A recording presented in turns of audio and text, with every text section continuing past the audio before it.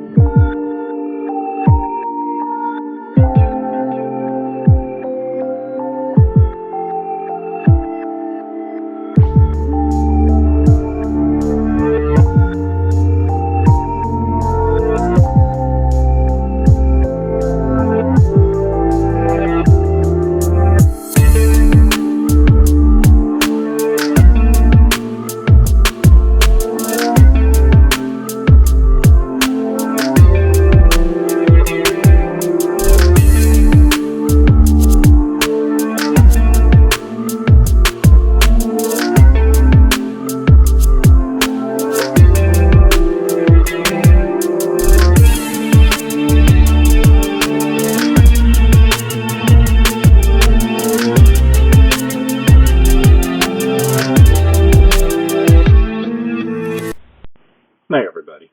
So today's review is going to be on the Hisun 750 sector. Before we get started, we want you to know that we were not paid nor sponsored to do this review.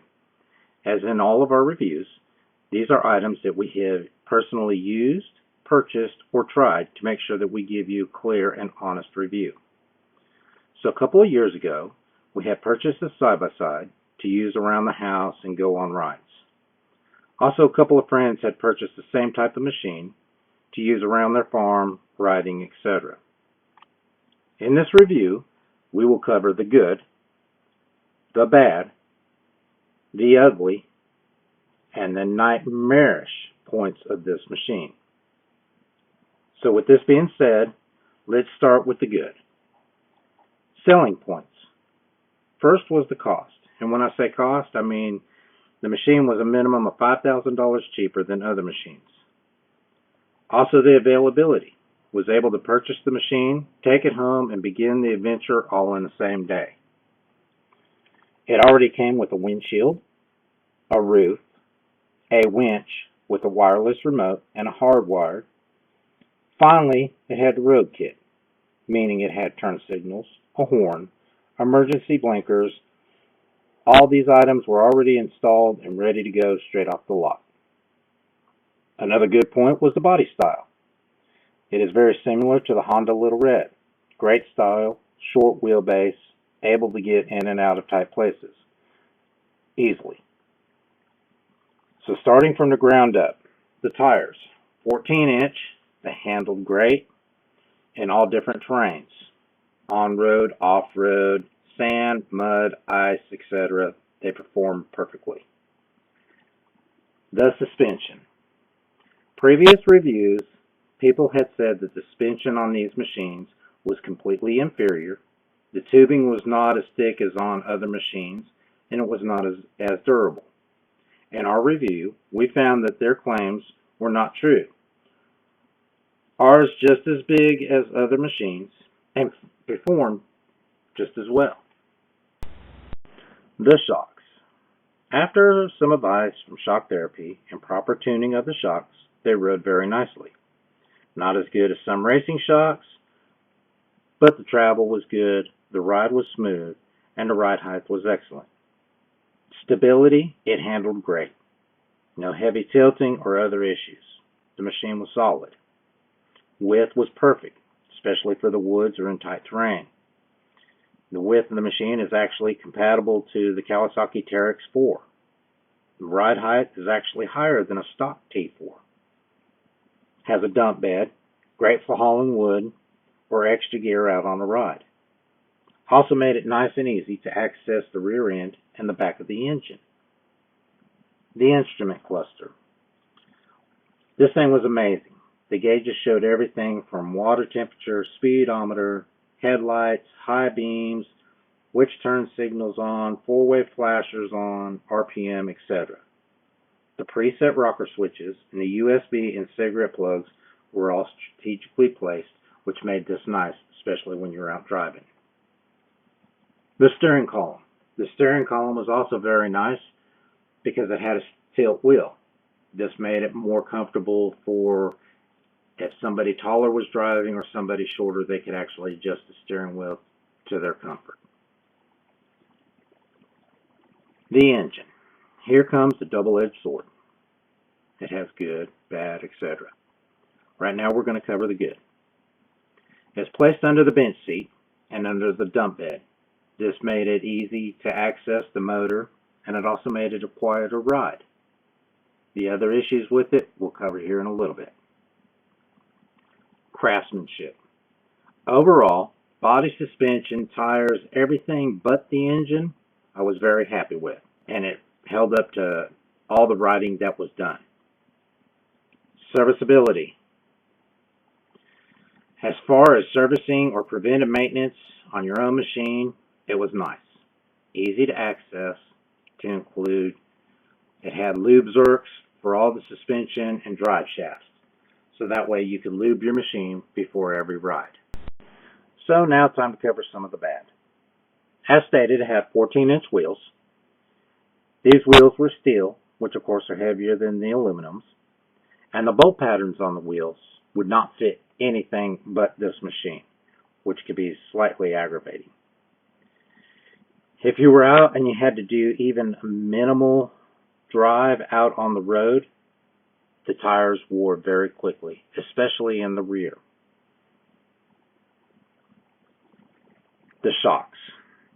When we first got the machine, this thing was so horribly out of adjustment. If you ran over a pebble of sand, it felt like you were driving over the roughest terrain imaginable. Again, like I said, once we got it straightened out, it was better, but to come off the line like that was just not a good thing. The seating. It has a bench seat, which of course everybody knows is not real comfortable. You're basically sitting straight up and down and right up on the steering wheel. For anybody that has any little ones, there is no place to put a third person or to strap them in securely in the middle on that seat. This is something that may need to be looked at. Engine access. If need to seriously action the motor, you would not only have to pull the seat, but then you have to pull the support box, including the battery system and all that, just to get into change the CVT belt or change other items on it. Just the box itself is a bad design. The CVT inlet is set way too low. Bad design. I have to say it a million times. Bad design. If you drove into even just a little bit of water, even close to the center of the hubs, you would suck water into your CVT belt. Anybody doing any riding with these UTVs know if you get water in a CVT belt, your day is done. You've had a mess, and hopefully you don't tear anything up. So now let's get into some of the ugly. Serviceability. When I mean serviceability, major parts that you might have to change or the dealer needs to get into and change. becomes very ugly. Hisun does not catalog their inventory or perform like other manufacturers. If you need a part and even have the VIN number, good luck if you get the right part within the first 5 times. This became very aggravating not only to us, but to the mechanic at the dealership where we purchased it, where we needed stuff done to the machine and he could not even get the right part to do the job. Another aggravating point, if you try to buy a part and install it yourself, Hisun will simply tell you they can only send it to a dealer and the dealer has to install it. Example, if you were trying to get a part, I'll use a CVT belt as an example. You're told, nope, sorry, you're not a dealer. But I can walk into, and I'll use an example, Can-Am, Kawasaki, Polaris, any of these dealers, give them a VIN number, what part I need. If they have it in stock, here you go. If not, hey, it's ordered. You can get it on this day. Thank you for your business and your support. So now we're going to go from the bad or the ugly to the nightmarish of this machine. So we had purchased this machine, brought it home, rode it around the house a couple of times, moving some wood, stuff like that. Everything seemed to work fine. Finally had some time off from work, took it out on a ride. As we were out on a ride about halfway through, the machine started overheating. So we gimped the machine home, and what should have taken us about 30 minutes to an hour to get home actually took us several hours, coming home at 2 or 3 o'clock in the morning. We went ahead and changed the oil because we were at 40 some miles and the recommendation was to change the oil by 50 miles. At that time we found out that the water pump was not working and the emergency brake was not working. So we took it back to the dealer for the repairs to be done. Almost 2 months later, we picked the machine up. They had to replace the head gasket, the head, the valves, the water pump, and a couple other things. They still had not fixed the emergency brake, and then we come to find out they had even left the exhaust loose on the back of the machine. The following day, the machine dies, will not run. We charge the battery, system dies again. So, per the dealer, we put a battery in the machine, still not working. Then the dealer recommends put a regulator rectifier in it. So we have to wait on parts on that.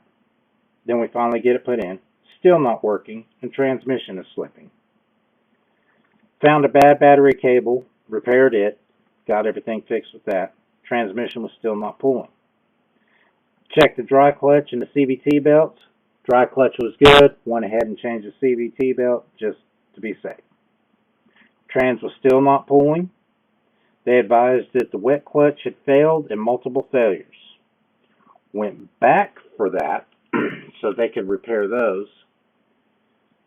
Several months, and when I mean several, over 6 months before we get the machine back. We finally get the machine back. We take it out the following weekend, and 5 miles from the house, the engine blows up. Now, for any working man who works hard and buys something to enjoy with their family, this is not the machine to get, because what it will do is nothing but aggravate the fire out of you. For the simple reason, this machine has got so many internal issues. Come to find out, it was a Chinese-made machine, and they obviously do not know how to catalog or find their supplies to actually fix the machine correctly, or have a technician competent enough to fix the machine competently, that all you do is spend tons of money. Here comes the warranty part. Hisun says they have a 2-year warranty. The dealer stated, no, we only have 1-year warranty. So after all this time in the shop, the dealer advises the machine is no longer under warranty If you want it fixed, you're going to pay out of pocket. Now, I'm sorry, but I spent all this money for a paperweight to turn around, and it's spent 99% of its life in the shop versus being able to take my family out and have a good time. So in conclusion, our assessment of this machine is stay far, far away from it.